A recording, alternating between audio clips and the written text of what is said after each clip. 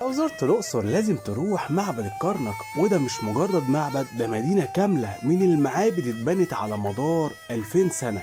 كل ملك كان بيجي يزود فيه حاجة، عمود أو بوابة أو مسلة، لحد ما بقى أكبر موقع ديني في العالم القديم. وعشان كده السياح من كل العالم بيحبوا يزوروه. ولازم كمصري تبقى فخور إن عندك أضخم وأقدم مجمع ديني في تاريخ البشرية. تعال نكمل جولتنا فيه. وفي البداية أعرفك إن تذكرته للمصريين ب40 جنيه وللطلبة ب20 جنيه بس. وأول ما تدخل هتقابل طريق الكباش، كمان هتشوف تماثيل عملاقة لرمسيس الثاني، وبعدها الساحة اللي فيها 134 عمود ضخم ارتفاعهم بيوصل ل 20 متر. بنقوش لسه متحافظ على جمالها لحد النهارده رغم آلاف السنين، وتعتبر أكبر قاعة أعمدة في العالم كله لحد النهارده. ولو مشيت جوه شوية هتشوف مسلات فرعونية منحوتة بدقة غير طبيعية. والأغرب لما تعرف قصة نقل المسلات دي للمعبد. بعدها هتعدي على قدس الأقداس، وده يعتبر أهم جزء في المعبد زمان. كمل ماشي وبص على الرسومات على الجدران، وهتندهش من كتاب التاريخ اللي مكتوب قدامك لحد ما توصل لتمثال الجعران اللي السياح لحد دلوقتي بيلفوا حواليه. وبيتقال ان اللي يلف حواليه 3 مرات بيجيله حظ،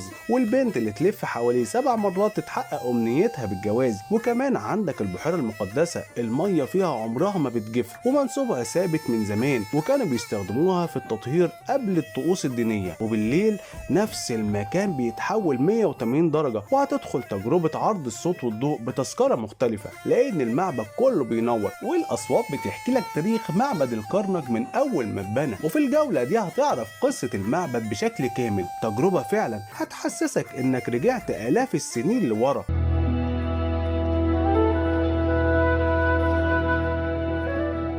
كان آمون رب كل الكائنات، أما زوجته فهي الإلهة مد، وكان مجلسها منه دون مجلسه قليلا، وعلى رأسها تاج مصر السفلى والعليا. من الآخر معبد الكرنك مش مجرد أثر، ده تاريخ كامل واقف قدامك، وكل خطوة جواه بتفهمك ليه المصريين زمان فضلوا عايشين في ذاكرة العالم لحد النهاردة. جرب الزيارة دي لو كنت في الأقصر، وهتعرف أنا ليه بقولك إنها من أحلى التجارب اللي ممكن تعيشها. وسلام.